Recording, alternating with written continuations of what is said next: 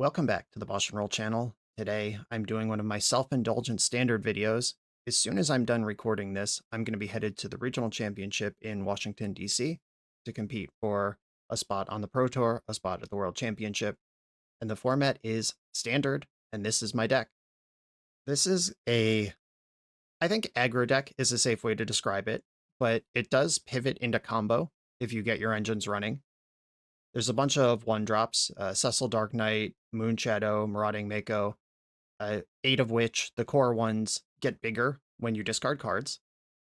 And then you have Iron Shield Elf and Hardened Academic and Tersa Light Shatter, who all discard cards for various reasons. You have Bloodghast and Practice Offense, which are cards that function out of your graveyard. And tying it all together, Cool But Rude. This is the engine card in the deck. At level 1, whenever you attack, you may discard a card. If you do, draw a card. Discard, Rummage, Enabler here.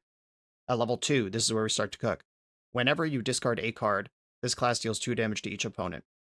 And this card, it's important to recognize whenever you discard a card, this isn't worded like Moon Shadow, which says whenever 1 or more permanent cards are put into your graveyard. Like if I cast Tersa Light Shatter, discard 2 permanents, Moon Shadow only gets +1/+1. However, Cool But Rude does trigger twice. And then level 3 is Gamble. Search your deck for a card, put it in your hand, then discard a card at random. There's a bunch of ways to abuse that, including Carnage, who is unfortunately on Magic Online called Desecrex Gift of Servitude. But this is Carnage in real life from Spider-Man. This is a 4-mana, 4/3 trample. When it enters, you bring a 3-drop back from your graveyard. It attacks each combat enable. When it hits a player, you sacrifice it. And if you discard Carnage, you can cast it for black-red. That means you can gamble from Chapter 3 when you're Hellbent, get a discard, get a play from your graveyard, get another thing back. Huge payoff for when you have nothing else going on, and it's not really a gamble at that point. But that Chapter 2 is one of the important things here, because if you have an Iron Shield Elf or a Hardened Academic, these have unbound discards. They just have discard a card, and then something happens. That means if you have a level 2 Cool But Rude, each card in your hand is just worth 2 damage. It's a shock to the face, instant speed, and when you attack, you get to Rummage as well. So I have 3 cards in my hand. I play Hardened Academic. It has haste. I attack. Discard, you take 2. Draw a card. Hardened Academic hits you, you take 2. Then I discard 3 more cards. You've taken 10 this turn, just like that. And the card Practice Offense, one of the other really important cards. It's really Hardened Academic and Practice Offense that made this deck into a deck. It was called Rakdos Monument beforehand, before we splashed white. Secrets of Strixhaven really made this deck sing. Practice Offense, put a +1 counter on each creature target player controls. That creature gains your choice of Double Strike or Lifelink till end of turn, and then the spell has flashback. Hardened Academic, whenever 1 or more cards leave your graveyard, put a +1 counter on target creature you control. So on 4 mana, you can play Hardened Academic, discard Practice Offense to give Academic Lifelink, Flashback Offense, which triggers Hardened Academic because a card left your graveyard. Now it's a 3/2. Then Offense resolves. It's a 4/3 Double Strike, and then it has Lifelink from its own ability. And just like that, a 16-point life swing out of nowhere. And if you have anything else going on, like another creature in play, that also gets buffed by Practice Offense. If you have Cool But Rude going, your opponent takes a bajillion direct damage while this happens. Carnage triggers Hardened Academic twice because you cast the Carnage out of your graveyard, and then you reanimate something as well. So 2 cards left your graveyard. Bloodghast makes Hardened Academic bigger. We got a whole system going on here. I think this deck is awesome. I think it lines up well against almost all of the top decks. You're even to favored against all of the various spreads of Izzet. You're positive into all of the Badger World Cup decks. You're very positive into any control deck. It's really the Momo decks, the Sage of the Skies decks that kind of give you trouble. This deck won the Canadian Regional Championship. It's putting up steady numbers in MTGO challenges in the hands of a few dedicated pilots, and yet does not appear on MTG Goldfish. You can look across this entire metagame, and it's not even the front page. We can go all the way to the bottom. There is no Mardu Discard. There is no... It's not classified some other way.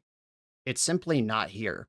Even the proto version of this deck before Secrets of Strixhaven, Rakdos Monument, is listed on Goldfish before we get to the Mardu one, which, I mean, we have to go into the second or third page. I imagine it's in there somewhere, but this seems to be one of the best kept secrets in Standard, despite it being quite good and winning in the hands of a number of players. I'm pretty happy with my main deck. I'm working out some sideboard slots in this league. I really like Case of the Crimson Pulse, but it is too slow against some of the hybrid lesson control decks, so I'm trying 2 Duresses here, as well as a Case of the Crimson Pulse. That's probably in the weeds for my legacy channel and for an event that nobody else is really thinking about because it happened over a week ago by the time you're seeing this, but that's what I'm working out at this point. Let's do it. I'm on the play in round 1, and I am keeping this hand. 1 drop into Coolbot Rude is your best open, and this deck mulligans quite poorly because the raw cards are so important with your Tursas and your Loots and your Rummages, and Coolbot Rude turning your cards eventually into shocks to the face. You just really want to keep 7. And I have 23 lands in my list for that reason. 22 is stock. I installed MTG Arena basically just to practice for this event. And I made it from unranked to mythic in about 5 evenings of when I'm done for the day, and I just sit and chill out, pull out my laptop, grind some arena ladder. So not really a dedicated grind, maybe like 1 or 2 hours a night, made it from unranked to mythic, playing exclusively this deck. Okay, we've got a Seed and Rip off of basic planes. That's mildly concerning because these lands, I said specifically Momo is the matchup I don't want to play against, and these cards are all Momo cards that I see so far. The blue-white flash deck would also have all these cards in it. That one's closer. Okay, so they've realized I have a better 2-drop that they should see him rip here. And they could just take the Mako again, but if I were them, I would take the Cool But Rude. Yep, good call. Okay, now we're cooking. I don't have my 4th land ready. What I would really like to do here is hardcast practice offense this turn, and then next turn go hardened academic, flashback practice offense, mash for 1,000,000. But I don't know if that sequence is going to work. This board is way better if hardened academic is part of it.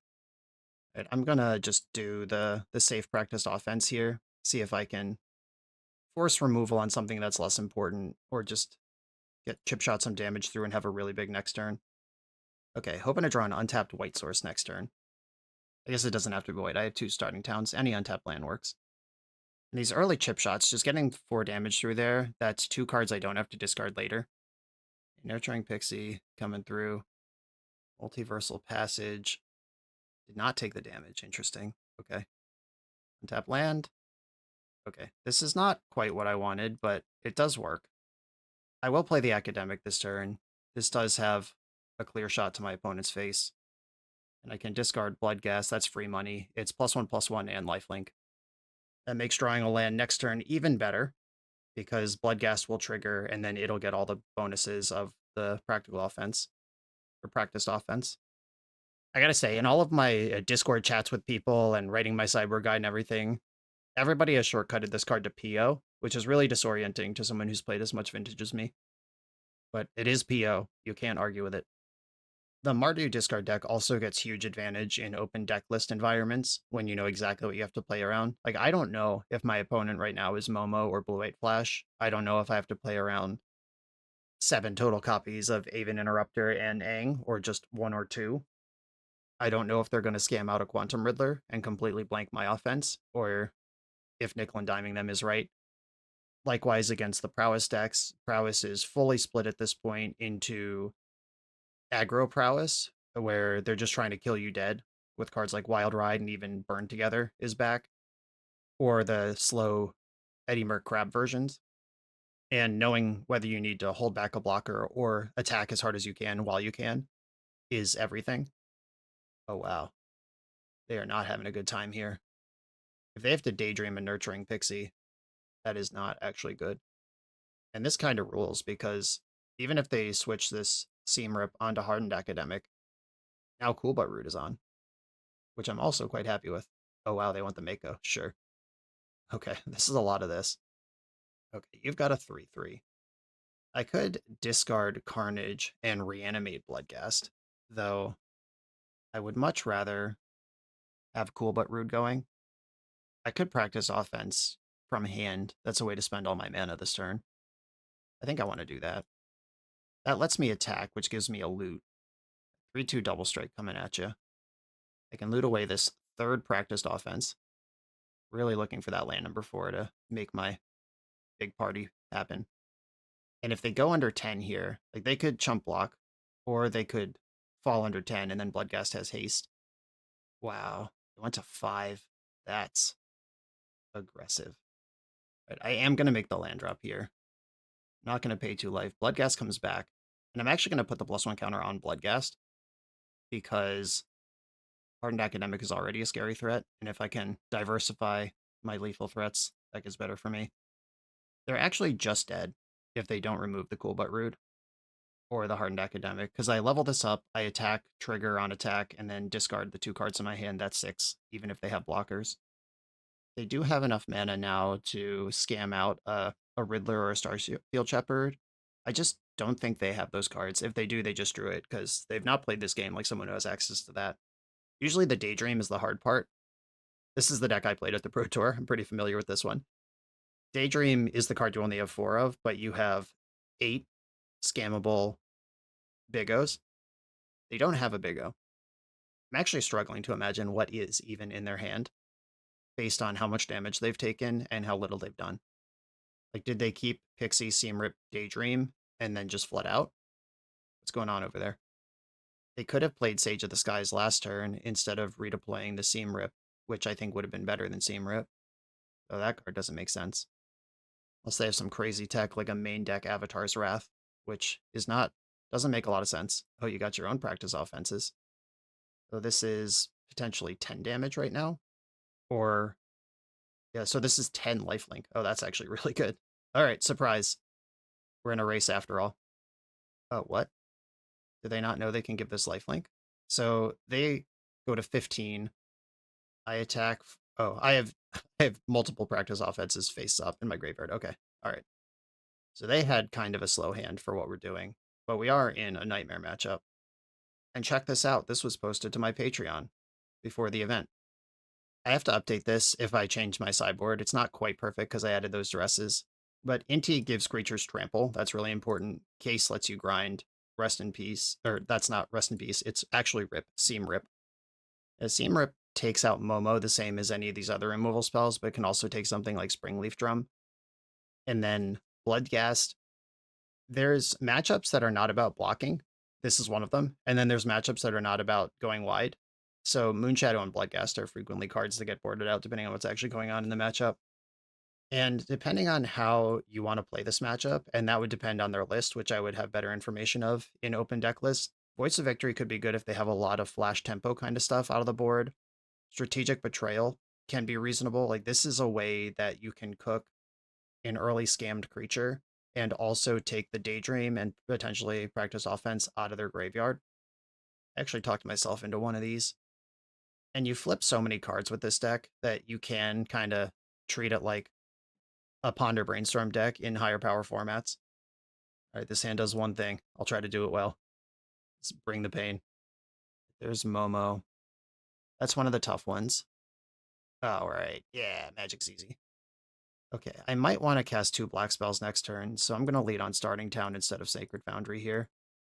Yeah, Momo and Springleaf Drum are the cards that enable the scams. Those give you functionally 3 mana on turn 2, which is where you want to be to warp a Quantum Riddler or Starfield Shepherd and then Daydream it. Untapped Multiversal Passage as Plains. Okay, so they're probably going to play a Starfield Shepherd this turn based on this sequencing. Yep, there it is. So they can't warp it, and I didn't take, or they can't scam it, blink it, and I didn't take a bunch of damage in combat. We'll take that. Ooh, tutoring up a backup Momo. Does that mean they think I'm just have a shitload of removal? Or does it mean they don't have something better to search for? Either way, I'm pretty happy with it. Now it's my job to just pile damage onto this board. I have to open so many windows to keep track of what they're doing. Can I make this window more agreeable? Okay, here we go. I like that one. So this could have been a Nurturing Pixie, this Momo. If they have any other tech creatures, like I had a Flitterwing Nuisance in my deck at the Pro Tour. There's a bunch of other stuff this could have been, which makes me wonder if they already have those things in their hand, or if they're just so worried about removal with on Momo that they just had to take another legendary copy. Here's the island. Is it happening? Untapped island has to mean Quantum Riddler. There's just no other reason to do that. And I gotta hope that they don't have the Daydream, maybe? I'm allowed to daydream about them not having Daydream. Nurturing Pixie. Okay, it's not Daydream. Are they gonna pick up Riddler so they can do more with it? Okay, so they're just gonna keep dumping Riddler into play. I don't care about that. They can have as many cards in their hand as they want. Just don't have a 4/6 in play. Or a 5/7 with Daydream. Right, knowing they have practice offense is a little bit stressful, but I'm still just gonna bring the ruckus here. I'm gonna discard land and Moonshadow. Keep the Iron Shield Elf because that's a unbound discard outlet for later. Erode, that's one of my very small number of outs to Resolved Quantum Riddler, which they can just cast next turn with a land. That's how Momo works. Wrong, has Menace. Try again. And Moonshadow has Menace, obviously, but also it's an elemental. Just low-key elemental here. Good against Thunderflock. Okay, am I dead if they have practiced offense? I'm at 11. That would be 6, 7, 8. Not quite. Or it could be 9 if they warp Riddler for 1 and then play practice offense. Cecil is mostly in the deck for the Izzet decks. It just lines up really well against the card Burst Lightning. It blocks their creatures really well because it has Death Touch. And at some point, it'll flip into a 4/4 lifelink. I have found it's not a really good idea to be aggressive with Cecil in the Izzet matchups, though. Oh, the Izzet Crab, go ahead, go nuts. But the Slick Shot Show Off aggressive versions, you don't really want to do 8 to yourself, because then you flip into a 4/4 and then they just bounce it with Boomerang Basics and kill you. I like Cecil on defense, but my current build only has 1, and it has 2 Carnages for the grindier matchups. It would be perfectly reasonable to go the other way on that. Okay, they warped the Riddler when they could have cast it. Presumably that means they plan to do other things this turn. Ugh, Sage of the Skies, yep, that's a good one. That's a lot of lifelink. It's also a big hit from Momo right now. Opponent can attack for 6, though I think it's a little risky for them to leave back just the 2 Sage of the Skies. Yeah, I would leave back Pixie as well. Momo's not a good blocker. Pixie's a fine blocker, especially with a Menace creature around. Riddler is warped away now. Inspiring Vantage, not very good. I can play Iron Shield Elf, which can make Moonshadow bigger at instant speed. I'm going to do that. The Moonshadow can become 4/4 here. I'm going to attack with everybody and just try to force bad blocks out of them. They're exactly dead if they just don't block. All of my creatures kill Sage of the Skies if they interact with it. Double blocking Moonshadow. Triple blocking Moonshadow. Okay. They really don't want Moonshadow in play. Okay, so Moonshadow is going to die this turn, which means how many cards do I want to feed to it? Probably 1 is the answer. Just take out one of these Sage of the Skies. Is there anything I would do next turn for 4 mana? Play and activate Cool But Rude. Yeah, okay, that's a big one. Okay, so opponent will take 1 damage at the end of all this. Cecil flips. I go to 5. I'm going to need this Erode to be alive. But what I gotta hope for is opponent goes all in on something and I'm able to blow it out. If they simply move to combat, oh no, now I'm dead to any 2 creatures. Yeah, Abandon Air Temple puts a +1 counter on the squad. Oh yeah, they fucked up. Okay. Yeah, spamming out Momo. I mean, this gives Momo +1/+1, but it doesn't. And your squad would have gotten +3/+3 the other way. And I can win this game if I'm at 1 after this attack. Like if they just try to buff Momo a bunch of times, and if they have practice offense, I'm dead to everything. Another Sage of the Skies. Yikes. All right, that's going to be a lot harder to get through. Okay, they are trying to kill me. I'll erode the Momo, hopefully go to 1, and then try to have a big turn somehow. And I don't have another card in my hand, so Cool But Rude actually isn't even a good draw because I have nothing to loot away. Opponent's going to go to 10 here. 4, 5, 6, 7, 8, 9, 10. So they do have to block at least one of these creatures. Big rips. Oh my god. That's a pretty big rip. Well, giving my lifelink creature double strike doesn't actually matter because they would have to block that one anyway. And the double strike would fizzle off. I'm going to gain 5 anyway because this gets the boost, so I'll be at 6. which means if they block with exactly one creature, they can exactly kill me on the crackback. Or no, this Abandoned Air Temple's here too. It's weird. I just wish the creatures were bigger. So 8, 9, 10, 11. They block with one, they don't die, even with double strike. Right, I'm going to give Tursa double strike. Or I could give a second creature lifelink here. Is that better? They do have to block. They'll have 6 power. They can make it 9 power on board. 4, or it's 5 plus 4, 9. I can gain 10 right now. All right, that sounds pretty good. I'm going to give Tursa lifelink. Or should I give it to Iron Shield Elf? Because the attackers will all be indestructible. Can I trick them into doing this wrong? No, I think I just want Tursa in play. All right, I'm going to give Tursa lifelink. Attack with everybody. A double block doesn't kill Cecil because of the +1. They're required to block with one of these creatures. Momo's dead, so there's no damage burst on board. This is actually a really good block, because if they were going to block this anyway, I'm not killing 2 things, and they gain an extra 2 life. All right, I'm at 10. Pass the turn. I see 9 damage on the board. Yeah, practice offense, messed up card. It's the reason that this archetype exists in its Mardu form. And if they swing out to put me to 1, they're just dead. If they have their own practice offense, I'm dead. They can just start putting creatures into play, like cast Quantum Riddler, hold the fort. But Cecil is making that a huge problem, my squad being indestructible. Warping a Riddler from hand, this will draw 2 cards. They are in that world. But this creature presumably won't be in play unless they come up with a Daydream, which they have not had up to this point. Found a Daydream. Disappointed. Okay, now that's a huge blocker I am going to have to navigate. Land from hand. 2 cards left. Lifelink creatures attacking, leaving back Nurturing Pixie. Okay. All right, 6 to 10. Life totals have changed. Exchanged life totals. Switch places. Oh no, more stuff. Or they could, like, Daydream the Sage of the Skies just so it's untapped and bigger. Okay, warping a Shepherd. They're a mana short of Daydreaming that as well, thank goodness. But they could come up with a Nurturing Pixie or whatever. Momo, just some body here to soak up space. Yeah, that's pretty good. All right, can I rip an insane card 2 turns in a row? Oh, there's more? What do you have for a single blue? Grand. Okay. Was that in the hand the whole game? Was that why we tutored that second Momo so early? Iron Shield Elf. Okay. I can play that. It at least blocks Grand. All right, what do I have to do here? Giving Cecil double strike doesn't help. I think I give Tursa lifelink again. I would gain 11. I'm at 17. You have to block at least one of these things. So let's presume Grand dies. That's 2, 8, 9, 10, 11, 12, 13, 14, 15, 16, 17 damage. All right, I guess I just play like they're going to forget they have an air temple. Give Tursa lifelink again. Here comes everybody. If they double block Cecil to kill it...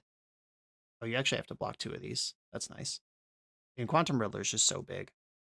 But if they double block Cecil to kill it, then I get to kill 2 of their things, and they might not have lethal coming back. Okay, there's that double block. And you got to block something else too, because you're a 10. Okay, these are the final blocks. 3, 6, 7, 8, 14. I see 14 damage coming back. All right, all in. They are hellbent at the start of the turn, which means Quantum Riddler draw 2 cards, which also means if they can play a card, then play the other Riddler from hand, then they draw 3 cards. There's also Daydream in the graveyard, which means they can attack and then untap a blocker. Fallen way behind here. We had a few cool turns. That second Sage of the Skies was pretty tough. Opponent has somehow drifted under 5 minutes on their clock. I have 15.5 minutes on my clock. What is going on here? A win con emerges. This is game 2, and I'm up a game. Okay, they cast Riddler from outside Warp Zone. I'm not going to get Abandoned Air Temple this turn, but it is another giant body. Maybe I'll just keep top decking, practice offenses, and grind out these last 4 minutes on their clock. I think this Riddler should attack, because what else is this Daydream doing? Like, flash it back, untap the same Riddler again, deal 1 million damage to me. Did not use the mana or strategic betrayal. Well, I will cast this. They'll probably just sacrifice Momo or this Sage of the Skies token, but this does turn on Tursa's attack trigger, which if I flip exactly Erode, we might be doing something. They attack, exile a card, erode, 1 out of 7. Hit Strategic Betrayal, okay. So they're going to kill 2 of my creatures and then kill me. All right, that was a good battle. I'm going to cast Strategic Betrayal, and I'll let them play out their turn. Moving straight to combat, that'll do. Yeah, that's why that matchup's so bad. I did almost everything I wanted to do for most of that game, and it was still like, at any point, they could put a 5/7 into play and draw 2 cards, and I'm now behind. Do I want another Betrayal on the play? As on the play, Betrayal can get Momo. That doesn't work on the draw. Yeah, I think I'm going to cut a rip for a Betrayal on the play. I will keep. There's that Betrayal on the play. Also, 1-drop into Cool But Rude. Is what we want in life. Momo. I am just going to roast Momo, unfortunately. That is how this works. If they had Springleaf Drum instead of Momo, I could have developed Cool But Rude, and then if they drum out a Big O, I get the full sweep. Unfortunately, not the world we're living in today. All right, there we go. Starfield Shepherd on the regular warp. Getting a replacement Momo. Ooh, okay. Backup Mako. Cool But Rude. Discard Practiced Offense. Have a pretty good board going into the next turn. Offense, trigger these. The Case. Unfortunately, Case is a grindy card for when the game gets weird. I don't actually want it right now. I'd really like an untapped land so I can level up Cool But Rude and then also flashback Practiced Offense before combat. That's so much damage. Ooh, Pyrrhic Strike. Yeah, just taking that out. Good idea. Wowie. All right. I'm going to play Case and discard this secondary Practice Offense. Trying to set up a huge turn for the near future. Hardened Academic, Nutso. That untapped land just kills them. And if they don't cover the board very quickly, the practiced offenses they can see will also kill them. All right, cool. I mean, I don't know for sure if they conceded because they're dead or because they don't think they have enough time to play the game at this point, but even the Nightmare matchup is winnable. On to the next round. I'm excited to be a special guest for the Excalibur Events Niagara Falls weekend, September 25th through 27th, 2026. This event features the pre-modern scaling 25K with $10,000 guaranteed and $5,000 added to the prize pool at 275, 350, and 450 players for a total of $25,000. Gold Border and Collector's Edition cards are legal in this tournament, and you can use up to 10 playtest cards to fill out your deck. Be sure to check the FAQ on the Excalibur website to follow their playtest card policy. This has a chance of being the biggest pre-modern event ever. Sign up now and use code BOSH for $5 off entry. I hope I'll see you there. I'm on the play in round 2. Unfortunately, I have to mulligan this one. And this hand's actually bonkers if I know I'm going to draw 2 lands in a row, but that's cheating, so I'll just mulligan.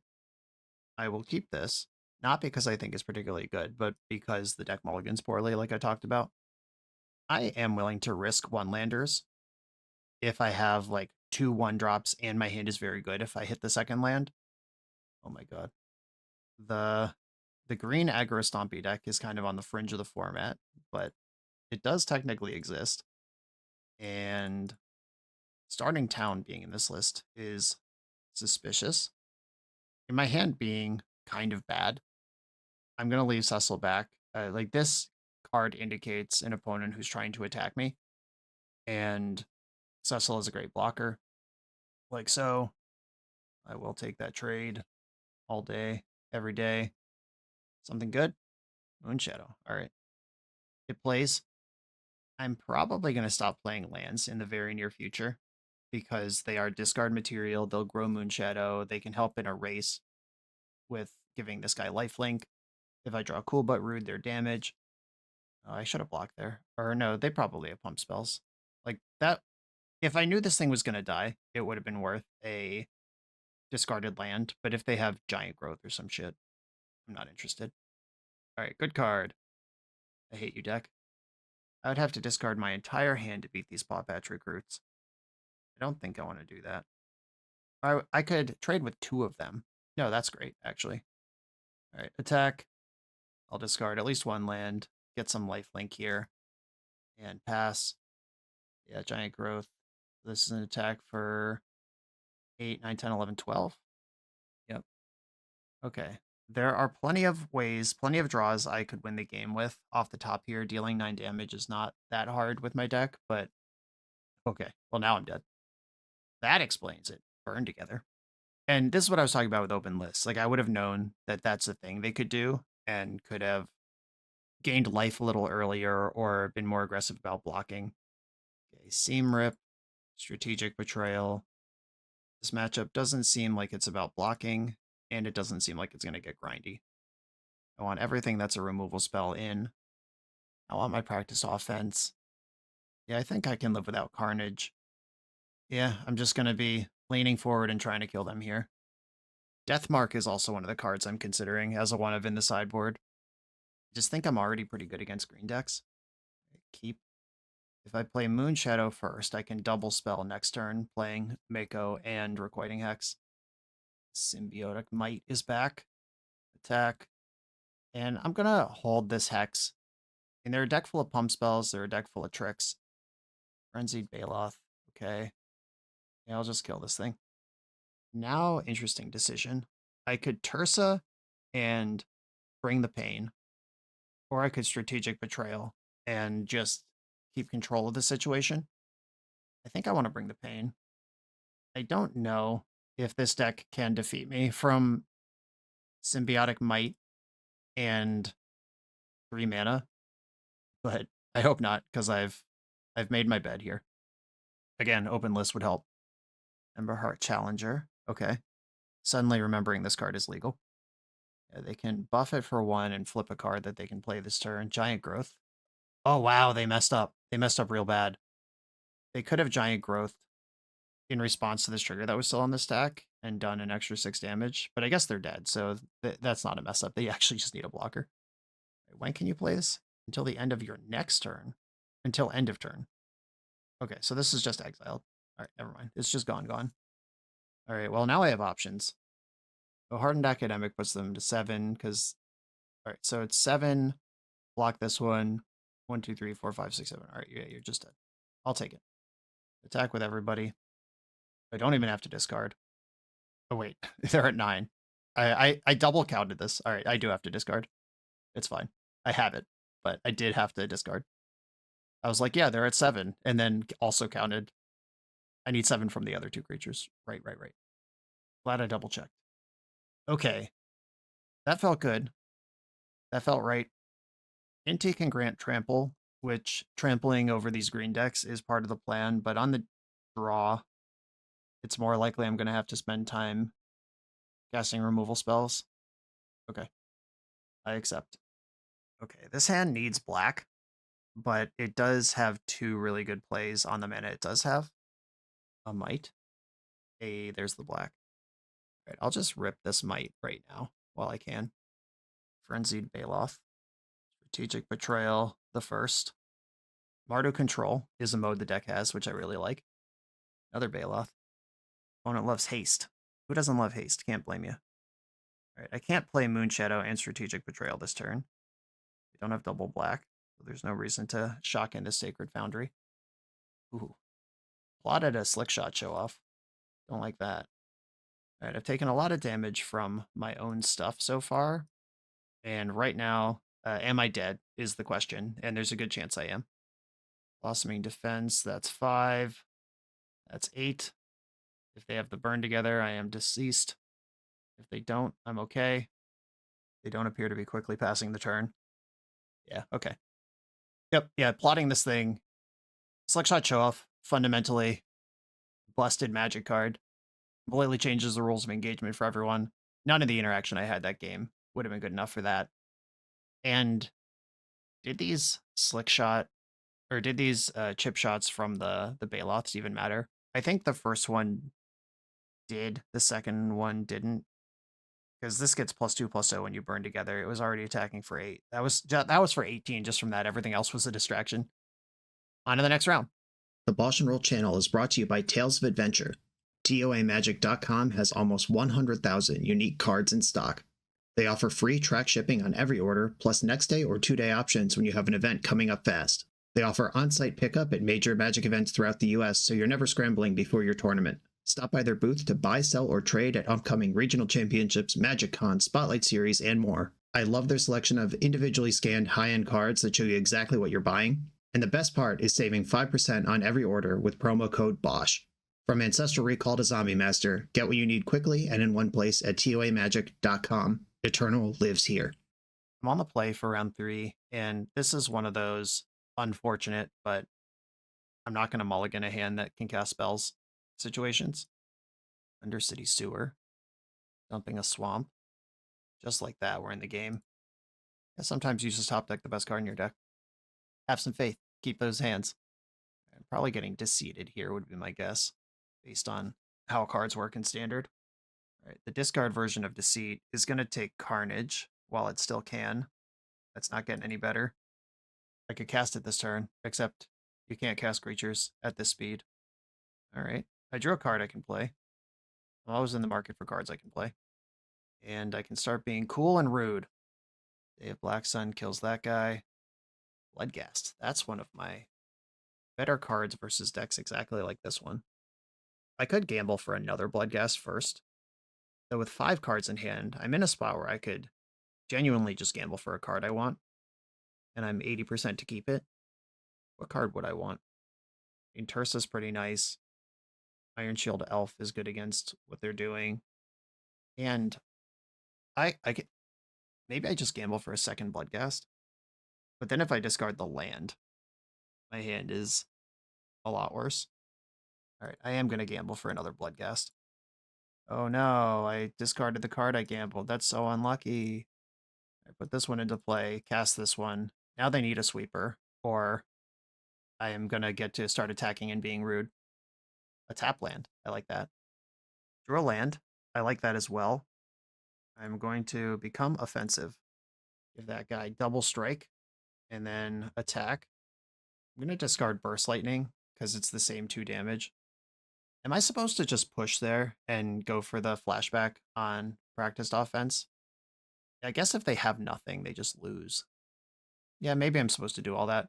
I was worried about sandbagging a land in case one of my Bloodghast died, but then my opponent just didn't have anything. Oh no, and now I'm going to get deadly covered up. All right. Got punished for not going all the way in when I had the chance, but if they just have Requiting Hex instead of this, my play's better. Tough sell. All right, I just draw Tersa and win the game. That's the plan. Or Hardened Academic wins the game as well. Big rips. Marauding Mako. Okay, so this is probably better to cycle this than it is to play it. That is just guaranteed 2 damage. When I have a lot of cards that actually just win the game. That's certainly not one of them. All right, I will play out a Blood Crypt. I have enough cards to discard that I can win while adding a land. Emeritus of Ideation. Okay. Ancestral Recall is a card they can cast, but their land came into play tapped. All right, deck, something that discards something. Yeah, playing my land last turn also lets me draw Cool But Rude, immediately get it to level 3, which discards a card and triggers Cool But Rude twice. Something. No! All right, I deserve this. I deserve every part of it. I mean, the twist here is that we're still kind of fine. If they hardcast a full Deceit that bounces Cool But Rude and then makes me discard it, that could make things fall apart for me. Winter Night Stories, they're digging over there. Cavern. On Teeman. Flashback Winter Night Stories. Okay, so they're churning for interaction rather than trying to actually get me dead. Like, instead of doing all the things they've done, they could have just fired up Restless Reef and put me on a 2-turn clock, but they're still trying to do all this control deck stuff over there. Discarded an Excruciator. Does that set up the win for next turn? 1, 2, 3, 4, 1, 2, not quite. All right, deck, I need to be able to discard a card. What do you say? Big rips. Okay, so they need a counterspell right now. Moment of Truth. Do you have Remove Soul? Nope, dead. Cool. All right, I'll make this indestructible twice. That's the power of Cool But Rude. And just in case they can gain life somehow, I can discard a 3rd card, and that's why I stopped playing lands all those turns ago, for this moment right now. Sweet. Strategic Betrayal, Case of the Crimson Pulse, Voice of Victory come in for sure. And this is a matchup that I believe I should be test driving the Duresses in. all of the little removal can go. Moonshadow is sus because they have so many sweepers, and this card takes a while to heat up. Practice Offense is worse if you don't expect to have many creatures in play. Erode is good enough because they have the Emeritus and the Demon and Deceit and Superior Spider-Man, all these other cards. That's also why I'm bringing Strategic Betrayal, and Superior Spider-Man being part of their engine matters to them. If this is how it maps out, so I am +1 card for matchups like this. I have not fully rebuilt my sideboard map.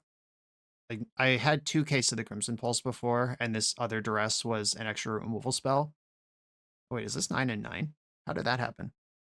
Did I just not see what was going on? All right, well, I guess that's perfect then. All right, well, if it's just going to work out nice like that, I'll take it. I think I was bringing in an Inti before. No, I just wasn't cutting all the moon shadows. Okay, perfect. Works for me. I'll keep this hand. It's a lot of blood gas. A lot of blood gas and a creature that's hard to kill. That's the good stuff. Hardened Academic. I think I'd rather have the sticky guy. And I can do the trick next turn where I play Hardened Academic, discard 2 blood gas, play a land, buff my squad, +2/+2. Deceit for discard. This is definitely going to... Well, it might take Strategic Betrayal, depending on what their hand looks like, but I suspect I'm going to lose Hardened Academic here. Or if their hand is just mono removal, maybe they would be worried about Iron Shield Elf. Hey, a banger. I'll play this one now. And move to combat. They could point a removal spell at this thing just to tap it, but I'll take my value if it's offered. Wow. Has your hand ever been perfect in life? Because mine is right now. Okay. Shock this in, get back Bloodghast, duress you, Requiting Hex, and stock up. There is a Superior Spider-Man there. That can bounce and then make me discard Cool But Rude. But then I Strategic Betrayal and continue pounding their head in. Requiting Hex does not work, really, for what they're trying to do. I'm going to take this stock up. Here's Spider-Man. Blue, and black spent to cast it. Yeah, bouncing Cool But Rude. And then making me discard either it or the Strategic Betrayal. Probably Cool But Rude. That's got to be scarier to them, right? Yep. But we both know that means I can Betrayal you and then pile on the beats, which I am just happy to do. And all I can do is blitz the damage through here, so I will play out the other Iron Shield Elf. Cavern. I wasn't going to counter it anyway, but it resolves. I do get a 5/5. There's an Ancestral Recall that is castable next turn. They're out of mana currently. Rotting Mako. Am I interested in this card? That dies to Requiting Hex in a way that actually matters. Okay, I'll attack with all my creatures. They'll block one of the elves. I'll discard Bloodghast when it's at 7. And I'm going to cycle Mako.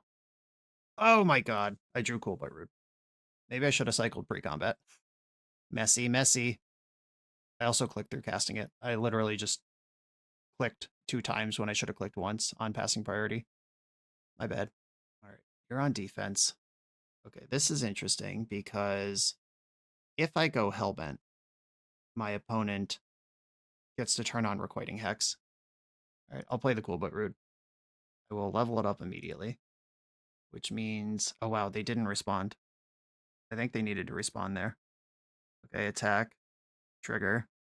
You're at 5. Oh, what's happening? Restless Reef as a blocker, okay. Yeah, so you can gain 2 life off Requiting Hex here. Do I just pass priority, or what do I do here? So they have Requiting Hex that can kill whoever I try to target. All right, I should make them do it. Wow, hexing the Bloodghast. Really trying to clear the board. That's interesting. All right, they must have another removal spell in hand. Undercity Sewer. Yeah, if they have a Deceit, okay. That can clear the Cool But Rude, and then they're stable at 5. Ah, scoreboard. You don't take my card, I take my card. Okay, they're back in. Ancestral Recall is a pretty good card. I'm going to hold on to this. This is not a card that their deck can make me discard, unless they have something weird like Ral. Plain, black Ral. If they want to start attacking me with Restless Reefs, that might put more Bloodghast in my graveyard. I accept. Yeah, milling yourself makes sense. Turns on the Emeritus, potentially. Another Godless Shrine. Okay, I'll play the Blood Crypt this time, get my Blood Gas back in the mix. 5/9. All right, I am actually dead if I attack out here. Day of Black Sun. All right, that kills me. GG's. Yeah, Deceit, very good card. I think I was a turn behind on my damage output that game to get them dead the way I needed to. Still like my sideboard plan here. All right, gotta keep this. It would be lovely to draw some white mana, but I do like the other cards in my hand too, including my favorite sideboard card, Case of the Crimson Pulse. Easy. I'll lead on Voice of Victory. Just make them play off tempo. Okay, this is going to exile Bloodghast, unfortunately. I'll miss him. I was looking forward to discarding him to Case of the Crimson Pulse next turn. And the removal spell, a lot of cheap interaction. Another Voice of Victory. I don't think that's better than getting the Crimson Pulse pulsing. And I can discard my whole hand at will if I determine that drawing 2 extra cards is better. They're making me discard something. What are you worried about here? The Iron Shield Elf is actually the best card in this hand. Yeah, they came to the same conclusion. Okay. Voice of Victory, and I'm actually going to play Mako here. Mako can cycle itself, which might be useful. All right, stock up. This is the turn where I try to put the screws in. My opponent did a pretty good job surviving those early turns, but it did take a lot of pretty specific stuff. They took some damage off of Shockland. And now here's me with Iron Shield Elf. Attack. I'm not going to push with the Cecil. Like, I could do 1 extra damage with Mako right now, but I'm not going to discard Carnage just to turn on Case. Like, that value is too high. Day of Black Sun. Disappointing. All right, these are destroyed. That one's good. All right, Hardened Academic. I think this one I will discard Carnage to turn on the Case with. Now that I've been properly wrathed, let's get an engine online. They've got a human. It looks like Emeritus based on how they're tapping. Ancestral Recall available. I'm also Ancestral Recalling every turn. Discard Bloodghast. Play Blood Crypt. Bloodghast comes in. I would like Cecil to be larger. Emeritus does fly. Okay, getting opponent under 10 matters for future Bloodghast. Ancestral Recall. Stock up. And when Ancestral Recall is not enough, you just need more cards. Okay, this is gonna mess up my Case. And Deceit's such a good card. Dimir having clean answers to enchantments is just so uncharacteristic of what they're supposed to be doing. All right, I can still win cleanly with a Cool But Rude. Duress. All right, well, you just drew 8,000 cards. Let's see what they are. Creatures, lands, and a Wrath. I'm glad to take the Wrath. Do I want Cecil in here? Sure. Yeah, I'll trade off with that. It's fine. I boarded out a bunch of my practiced offenses, which would be reasons to hold that back. I think I've lost my window here. The Deceit clearing my enchantments that I rely on to get things done. Yep. GG. And my opponent is built with multiple Day of Black Sun. They're kind of tuned in. Like, if Day of Black Sun was Deadly Cover-Up in that same spot, my Bloodghast plus Elf get to take over.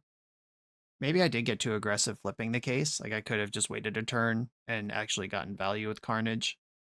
Yeah, what I like about this deck is how tricky it is, but that also makes it difficult to play.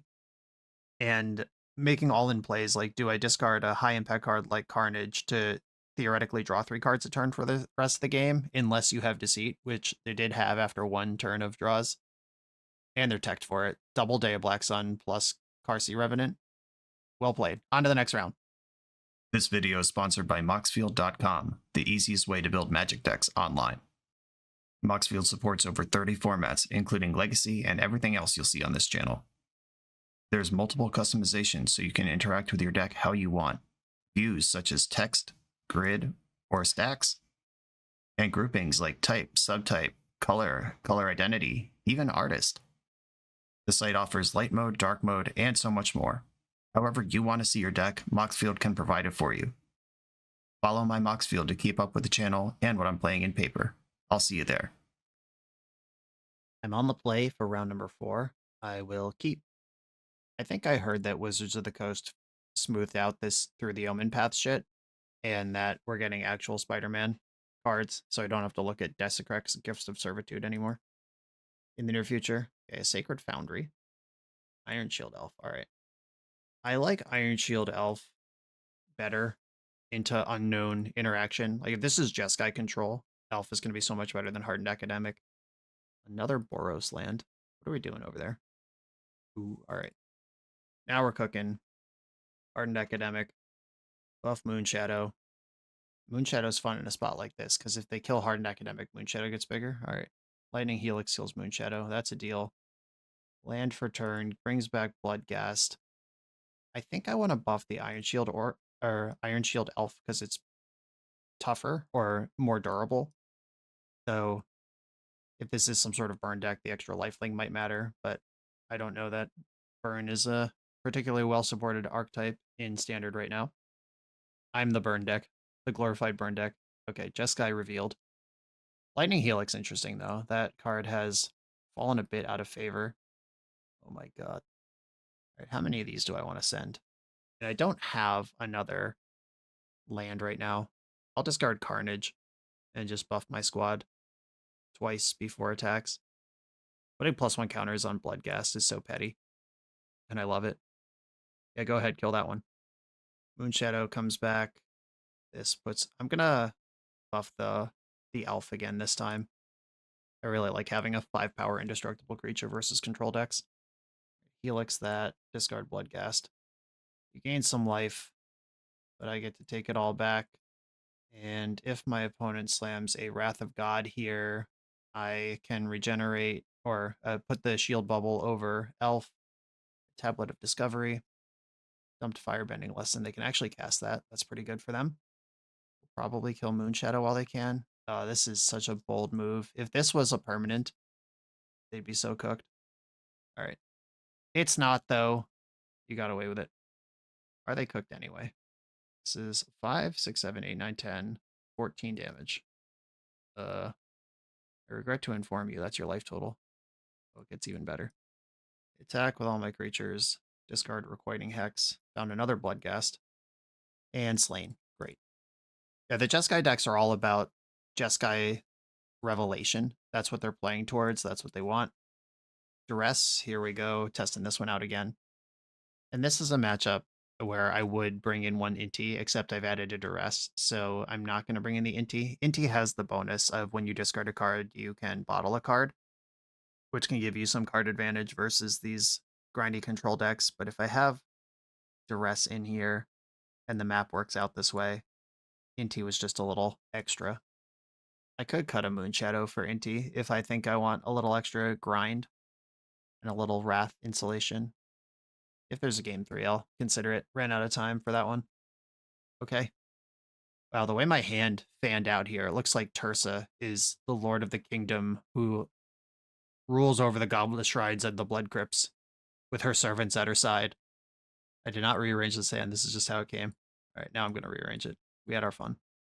Opponent surveilled to the top. A little marauding Mako action. A mountain.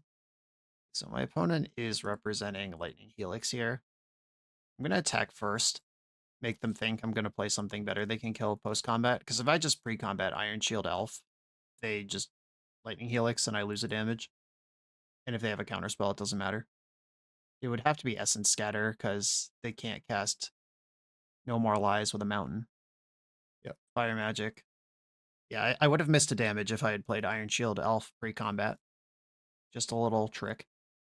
Okay. I could shove Tursa into all this open mana. Might as well. Hands full of lands. Let's go. It's a big juicy target for a Lightning Helix. I'll consult the star charts in response. Emergency dig. What are they looking for with a mountain that could interact with this now? Okay. Just trying to save some damage. Cycle these lands off. Handful of spells now. 3 haste. Tursa's one of my favorite cards. I love this guy. Or this young lady. This card. Okay. I'm gonna cast Cool But Rude. And do I want Moonshadow in play? Or do I want cards in my hand? I think I want cards in my hand. Attack. I'm going to loot away the Moonshadow. Seer. Alright, that's dead. Second main. Level this up. That's why I wanted cards in my hand.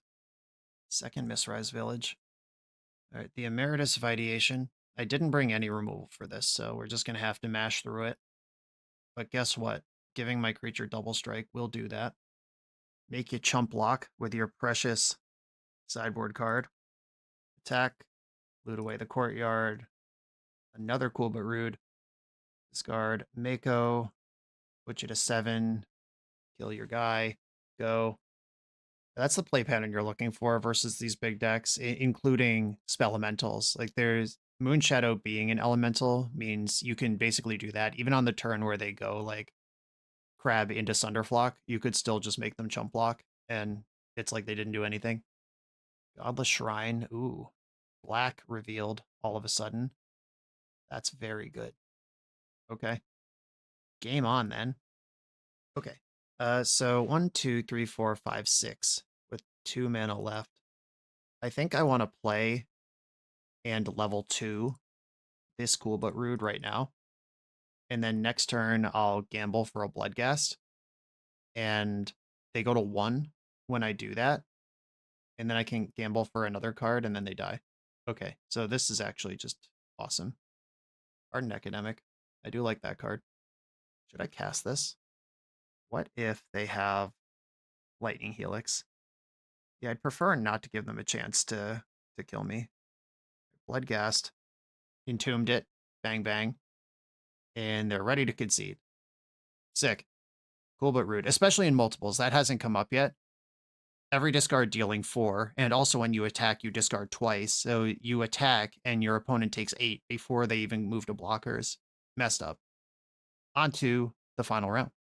The BoshNRoll channel is proudly partnered with the Resleevables.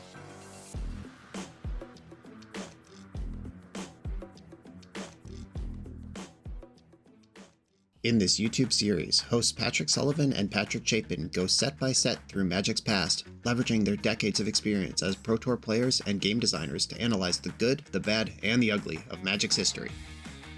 Each episode is a deep dive into the facts, mechanics, cycles, trivia, decks of the time, and historical context of the set. The hosts dig into notable cards of the era and their lasting impact today. Each set gets an award show where the hosts pick their favorite cards for categories such as Best, Worst, and Weirdest. And finally, give a letter grade for the set's overall success.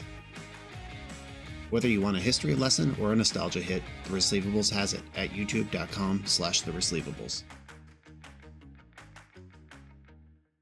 I'm on the draw in the final round. Positive record on the line. My hand is quite nice. I tapped Steam Vents. I will lead on my mighty marauding Mako. Riverpire Verge with the Piss Frame. Oh my goodness. A weirdo. Whenever a player casts a spell, if the amount of mana spent was less than its mana value. Okay, well, that's not going to come up for my deck. My cards cost what they cost. Oh no! I have Carnage in my hand. And I can flashback practice offense. Never mind. Apparently I'm doing a lot of manipulation of mana values. Who had any idea? Do I want to race this opponent? I don't think so. My hand is really nice with the Cool But Rude and the Carnage. I can grind this out late if I need to. I think these are real cards. Like the... Oh my god. This creature gets -1/-1 for each card in your hand, flying, trample. Alright, we've got a brew in the chat. Lucky for me, I have my One of a Road. Just casually chilling in my hand right now. Oh wow, this is nice. Cool But Rude this turn. Alright, Cool But Rude. Attack with both. Loot the practiced offense. Right, you want to trade off with that. I did just reveal a practice offense. I could discard 2 cards here. No, I think I'm happy with the trade that I got. Shock and Godless Shrine, which should be suspicious to them, but I don't really want this 7/7 in play, especially if they could give it haste. If they put it on a wild ride, I might just die. Currently a 3/3. Another one. Okay. That's a lot of that. I'll smoke one of them. I'll smoke the one with the nice extended border. You can have the ugly normal one. Big draws. Moonshadow. Okay, practice offense could push this through the Stinger back terror. Okay, I'm going to go Moonshadow, practiced offense, grant double strike to my fella here. Attack, discard one of my hardened academics. I feel like I need to get this game won, and that is not happening by waiting. I am really worried they're just going to empty their hand and give this double strike somehow. I've never seen this card in play in any format. 5 damage to target creature. Okay, that's dead. Wild Ride. That is the card I said. Yeah, Burn Together is lethal here. All right, Moment of Truth. Who's dead? Oh, it wasn't me. Good news. Burst Lightning. Okay, so if I level this up, they would have to kill Iron Shield Elf in response, which didn't happen. If I move to combat, what happens?